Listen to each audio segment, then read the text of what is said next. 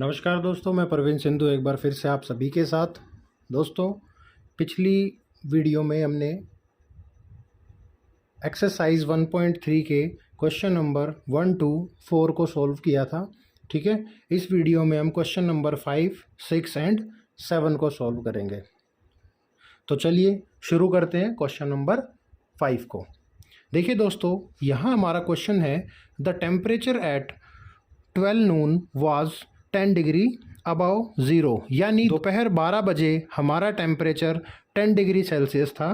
ठीक है, if it decreases eight the rate of 2 degree Celsius per hour until midnight, यदि यह temperature 2 degree Celsius पर घंटे की स्पीड से कम होता जा रहा है रात के 12 बजे तक। मिडनाइट को हम आधी रात बोलते हैं दोस्तों, और आधी रात हमारी 12 बजे ही होती है।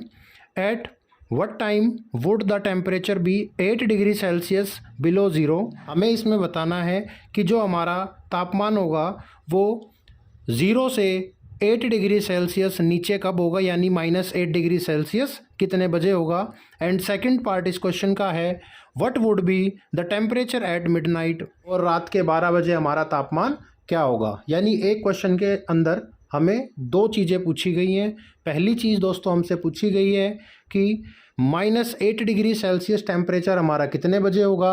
दूसरी चीज़ हमसे पूछी गई है कि रात के 12 बजे कितना टेम्परेचर होगा। चलिए बच्चों शुरू करते हैं इस क्वेश्चन को। सबसे पहले सॉल्यूशन क्या होगा हमारा। सबसे पहले हमें चाहिएगा डिफरेंस इन टेम्परेचर्स, यानी हमारे पास जो टेम्परेचर दिया हुआ है, क्या क्या दिया हुआ है। एक टेम्परेचर तो हमारे पास है 10 डिग्री सेल्सियस अबव ज़ीरो, यानी प्लस के 10 डिग्री सेल्सियस, और दूसरा टेम्परेचर हमारे पास है 8 डिग्री सेल्सियस बिलो ज़ीरो, यानी ज़ीरो से 8 डिग्री नीचे, यानी माइनस में, यानी -8 डिग्री सेल्सियस। तो सबसे पहले हमें क्या चाहिए दोस्तों, डिफरेंस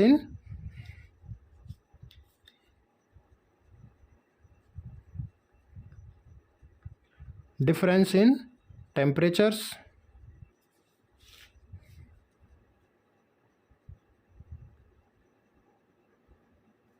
इज इक्वल टू क्या होगा दोस्तों। सबसे पहला टेम्परेचर हमारे पास 10 डिग्री है, दूसरा इसमें से minus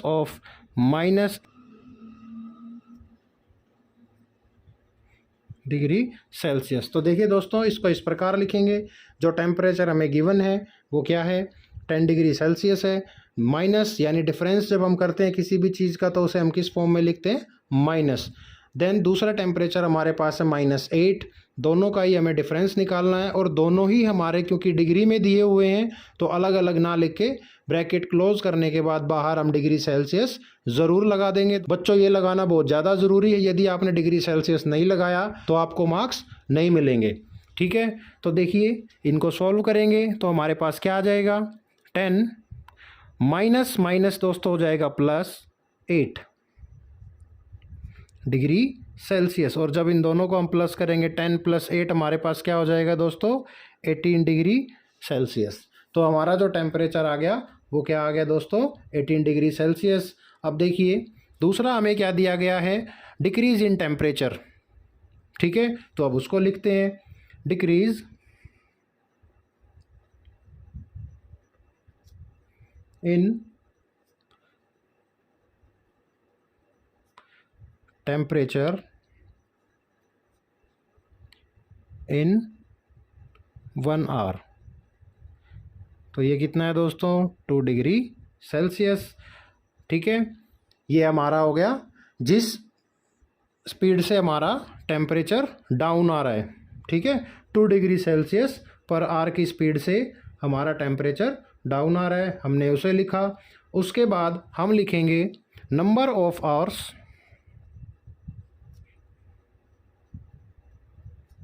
taken to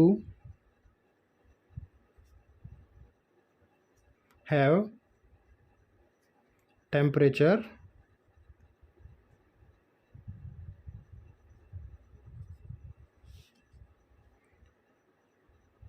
eight degree Celsius below zero. ठीक है, ये हमारा हो जाएगा दोस्तों। इसको हम किस तरह से रिप्रेजेंट करेंगे, इसको हम इस प्रकार रिप्रेजेंट करेंगे, total decrease in temperature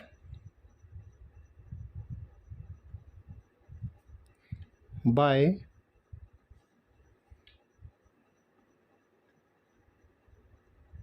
decrease in temperature decrease in 1 hour. ठीक है दोस्तों, इसके बाद क्या होगा, इज इक्वल टू, देखिए टोटल डिक्रीज हमारा कितना हुआ है 18 डिग्री सेल्सियस, तो हम लिखेंगे 18 बाय, और टेम्परेचर डिक्रीज इन 1 आवर कितना हुआ है दोस्तों 2 डिग्री हुआ है हमारा। दोनों को जब हम कैंसिल करेंगे तो हमारा आंसर आ जाएगा 9। ठीक है, तो हम लिख सकते हैं सो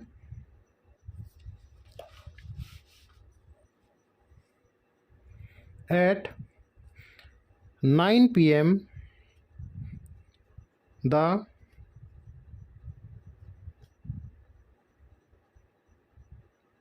temperature will be 8 degree Celsius below 0।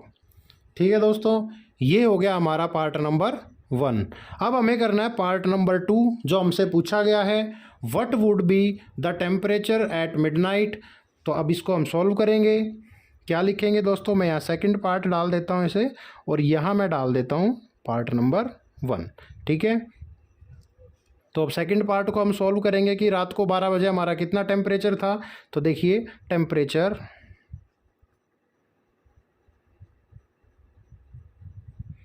Eight midnight क्या होगा दोस्तों, स्टार्टिंग टेम्परेचर हमारा दोपहर 12 बजे कितना था दोस्तों 10 डिग्री सेल्सियस। तो सबसे पहले उसको लिखेंगे 10 डिग्री सेल्सियस। अब माइनस क्यों कर रहे हैं, प्लस क्यों नहीं कर रहे हैं, क्योंकि दोस्तों देखिए दोपहर 12 बजे हमारा जो टेम्परेचर होता है वो मैक्सिमम होता है एक तरह से। उसके बाद जैसे जैसे आवर्स हमारे बढ़ते जाते हैं, यानी 1 2 3 4 5 6 इस तरह से जब हमारे आवर्स बढ़ते जाते हैं तो हमारा टेम्परेचर भी क्या हो जाता है, नॉर्मलाइज होना शुरू हो जाता है, यानी हमारे तापमान में गिरावट शुरू हो जाती है। इस वजह से हमने यहाँ पे क्या लिया है, माइनस। ठीक है, दोपहर 12 बजे से लेके रात के 12 बजे तक टोटल आवर्स हमारे पास होते हैं 12। ठीक है, तो यहाँ हम लिखेंगे 12। हमारे टेम्परेचर का जो डिग्रीज रेट था वो था 2 डिग्री सेल्सियस पर आवर। ठीक है, तो उसको हम इसके साथ क्या कर देंगे, मल्टीप्लाई कर देंगे। ठीक है, ये हो जाएगा डिग्री सेल्सियस। देन इसके बाद क्या होगा, 10 डिग्री सेल्सियस माइनस 12 टू ज़ा 24 degree Celsius. Then 10 degree Celsius plus का है, 24 डिग्री सेल्सियस माइनस का है, तो प्लस माइनस माइनस, यानी 24 में से 10 को क्या करेंगे माइनस, तो हमारा यहाँ आ जाएगा 14 डिग्री सेल्सियस। ध्यान दीजिए यहाँ 24 हमारा बड़ा नंबर है 10 डिग्री सेल्सियस से, तो 24 हमारा माइनस का है, तो आंसर भी हमारा किस में होगा दोस्तों, माइनस में। तो ये हमारा क्या होगा, फाइनल आंसर हो जाएगा। ठीक है, एक बार मैं पूरा रिपीट कर देता हूँ आप लोगों को। सबसे पहले हम करेंगे डिफरेंस इन टेम्परेचर, जो कि हमारा था 10 degree Celsius and -8 degree Celsius. उसके बाद डिफरेंस निकालने के बाद हम करेंगे decrease in temperature in 1 hour is equal to 2 degree Celsius. उसके बाद होगा number of hours taken to have temperature 8 degree below 0। तो इस फार्मूले को याद रखिएगा। उसके बाद हम क्या करेंगे, हमारा इनकी वैल्यूज़ को पुट करने के जो हमारा आंसर आएगा वो हमारा टाइम होगा। So at 9 PM the temperature will be 8 degree Celsius below 0, यानी रात 9 बजे हमारा टेम्परेचर होगा -8 degree Celsius. Then part number 2 क्या है, हमारा टेम्परेचर रात के 12 बजे कितना होगा। टेम्परेचर रात के 12 बजे कितना होगा, देखिए temperature at midnight is equal to 10 degree Celsius हमें गिवन था, हमने उसको यहाँ लिखा। अब टेम्परेचर धीरे धीरे माइनस होना शुरू हो जाता है तो माइनस किया है। दोपहर के 12 बजे से रात के 12 बजे तक टोटल 12 आवर्स होते हैं, तो 12 हमने उसका लिखा है, मल्टीप्लाई बाय 2 जो हमारा डिक्रीज रेट था टेम्परेचर का वो 2 डिग्री सेल्सियस था, तो दोनों को हमने क्या किया, मल्टीप्लाई किया। ये हमारा 24 डिग्री सेल्सियस हो गया। दोनों को जब मैंने सोल्व किया तो हमारा आ गया -14 डिग्री सेल्सियस। उम्मीद करता हूँ आपको अच्छे प्रकार से समझ आ गया होगा। एक दो बार अच्छे प्रकार से प्रैक्टिस करेंगे तो आपको बिल्कुल भी परेशानी नहीं होगी। तो चलिए अब क्वेश्चन नंबर 6 को सॉल्व करते हैं।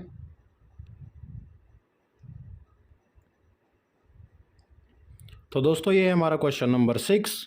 इन a class test +3 marks are given for every correct answer. यानी आपने क्लास टेस्ट के अंदर जो सही क्वेश्चन का आंसर किया है उसके लिए आपको मिलेंगे +3 marks and -2 marks are given for every incorrect answer. यदि आपने कोई क्वेश्चन का आंसर गलत दिया है आपके 2 मार्क्स कट जाएंगे, ठीक है। And no more marks for not attempting any question. और यदि आपने कोई क्वेश्चन अटेम्प्ट ही नहीं किया है तो उसके आपको कोई भी मार्क्स नहीं मिलेंगे, ठीक है दोस्तों। इस क्वेश्चन के अंदर हमें 2 पार्ट दिए हुए हैं। फर्स्ट है Radhika scored total 20 marks. Radhika ने स्कोर किए हैं 20 marks. If she has got 12 correct answers, यदि उसने 12 करेक्ट आंसर दिए थे। How many questions has she attempt incorrectly, तो कितने कितने क्वेश्चन उसने गलत अटेम्प्ट किए हैं। तो पार्ट नंबर 1 को हम पहले सॉल्व करेंगे कि राधिका ने टोटल 20 मार्क्स स्कोर किया है, 12 क्वेश्चन उसके राइट थे एंड हमें बताना है कि कितने क्वेश्चन उसने गलत अटेम्प्ट किए हैं, यानी कितने क्वेश्चंस के आंसर उसने गलत दिए हैं। तो चलिए पहले पार्ट नंबर 1 को सॉल्व करते हैं, सेकंड पार्ट को इसके बाद ही हम रीड करेंगे अच्छे प्रकार से, ठीक है। तो चलिए दोस्तों शुरू करते हैं सॉल्यूशन। सबसे पहले जो हमें गिवन है हम उन चीज़ों को लिख लेते हैं। सबसे पहले हमें गिवन है marks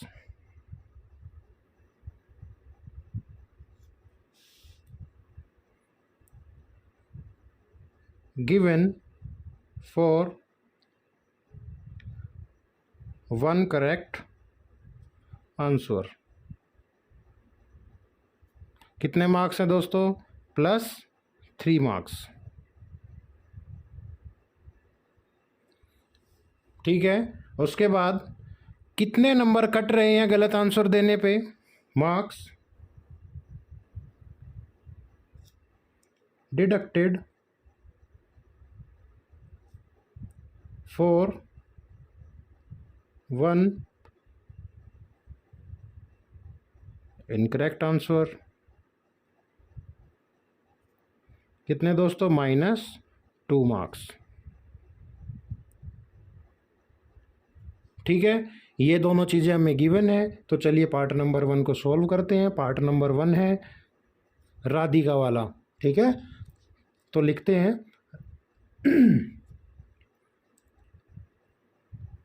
score of Radhika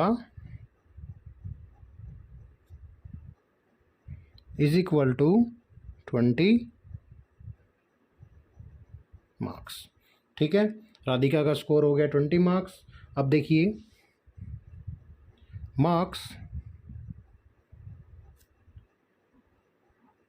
awarded for 12 correct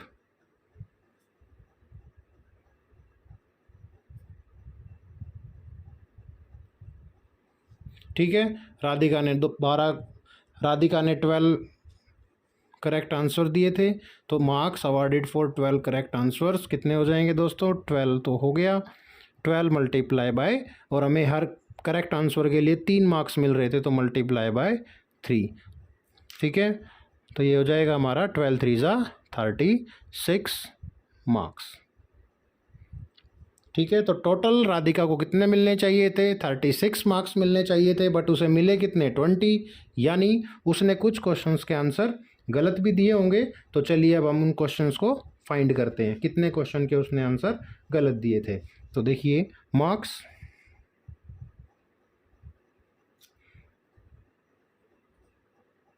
deducted for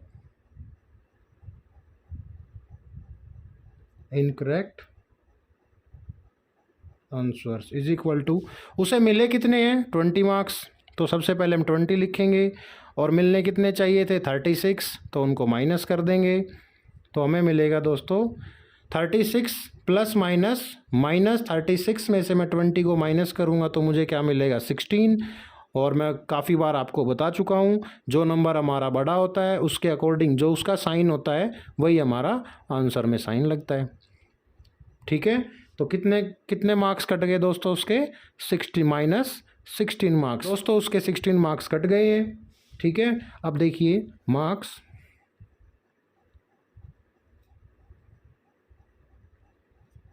given for one incorrect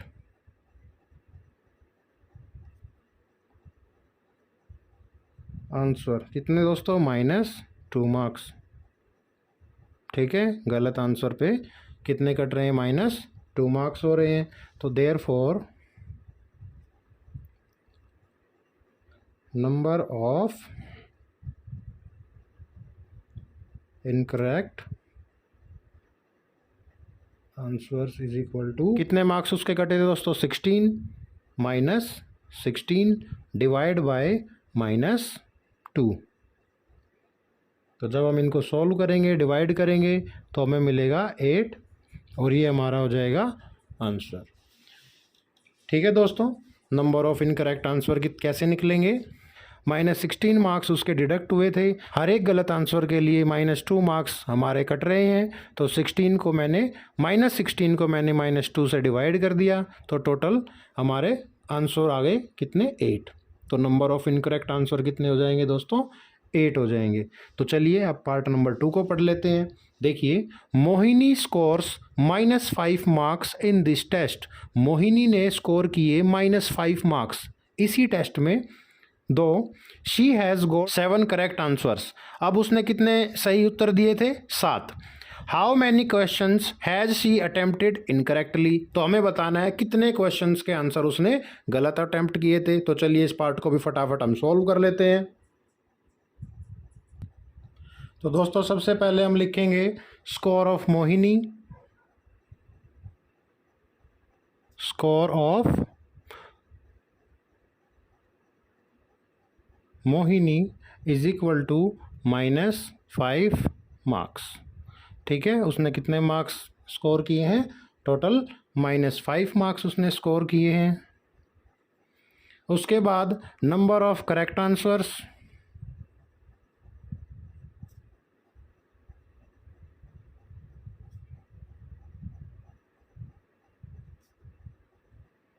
कितने क्वेश्चन के उसने ठीक आंसर दिए हैं दोस्तों? 7। ठीक है, इसके बाद क्या करेंगे? अब हमें निकालना क्या है कि 7 क्वेश्चन जो उसने ठीक आंसर किए हैं उसमें उसको कितने नंबर मिले होंगे। तो देखिए, मार्क्स अवार्डेड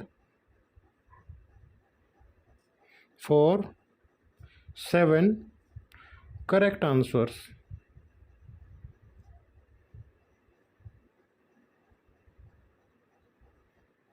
7 इंटू 3, हर एक क्वेश्चन के लिए उसे कितने नंबर मिल रहे थे? सही क्वेश्चन के लिए 3 मार्क्स मिल रहे थे। तो टोटल उसके हो गए 21 मार्क्स। उसे मिलने कितने चाहिए थे?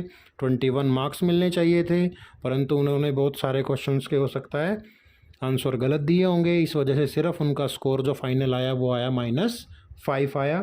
तो चलिए पता करते हैं कि कितने क्वेश्चंस के उन्होंने गलत आंसर दिए थे। तो देखिए, मार्क्स डिडक्टेड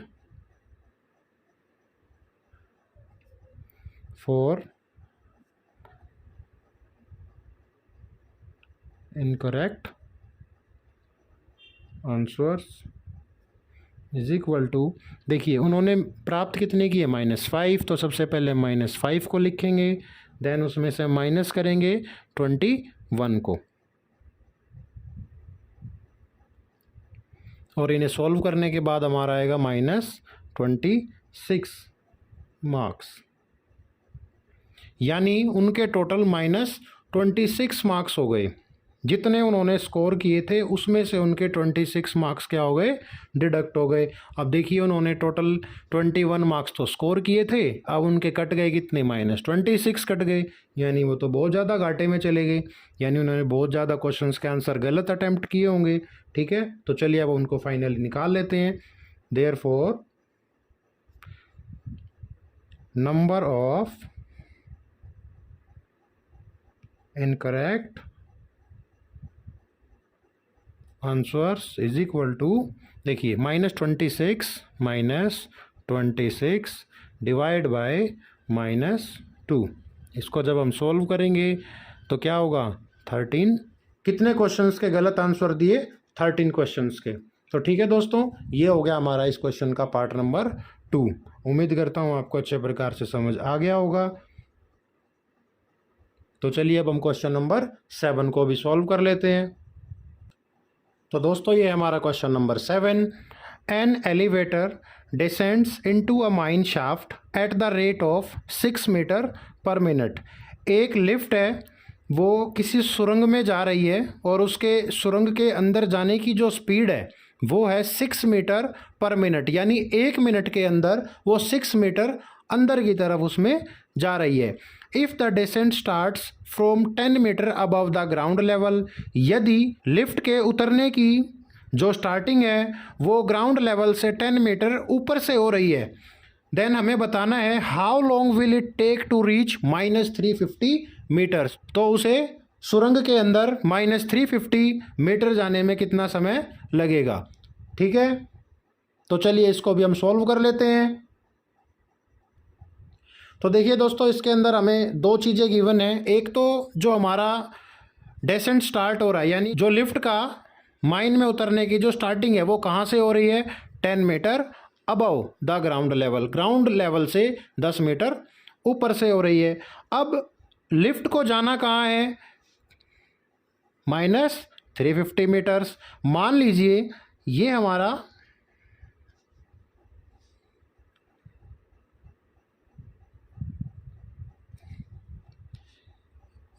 हो गया ग्राउंड लेवल। ठीक है, अब यहाँ पे कोई व्यक्ति खड़ा है। ठीक है, ये ग्राउंड लेवल हो गया है।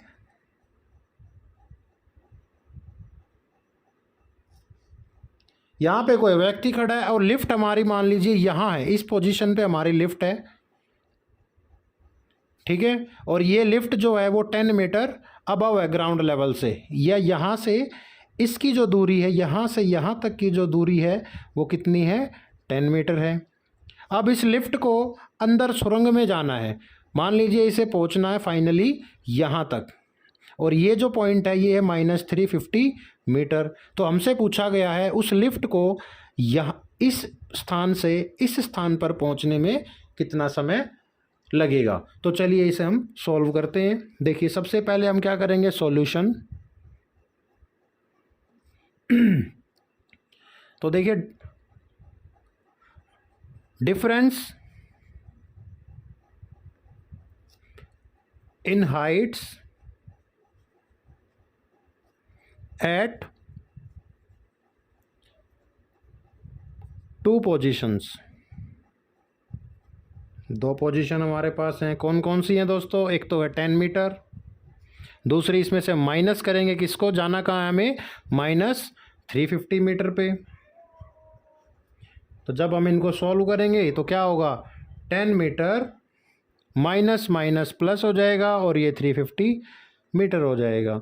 तो जब हम इन दोनों को प्लस करेंगे तो हमारे पास टोटल हो जाएगा 360 मीटर। ठीक है, अब देखिए जो हमारा रेट ऑफ डेसेंट है, यानी जो शाफ्ट में उतरने की जो हमारी स्पीड है वो कितनी है? 6 मीटर पर मिनट। ठीक है, तो हमें कितना समय लगेगा -350 मीटर पर पहुंचने में? तो देखिए time taken is equal to, देखिए टोटल डिस्टेंस हमारा हो गया 360 मीटर और जो स्पीड है वो है 6 मीटर। ठीक है, जब इसको हम कैंसिल करेंगे 6 1 ज़ा 6, 6 6 ज़ा 36, 0 की 0, यानी 60 मिनट्स हमें लगेंगे, या हम इसको लिख सकते हैं और 1 आवर। सो फाइनली हमारा आंसर हो जाएगा hence the elevator will take 1 hour to reach -350 metres. तो उम्मीद करता हूं दोस्तों आपको ये अच्छे प्रकार से समझ आ गया होगा। यदि आपको मेरा पढ़ाया हुआ समझ आ रहा है तो प्लीज़ मेरे चैनल को सब्सक्राइब करें, लाइक करें और अपने दोस्तों के साथ शेयर करें। मिलते हैं नेक्स्ट वीडियो में, तब तक के लिए धन्यवाद।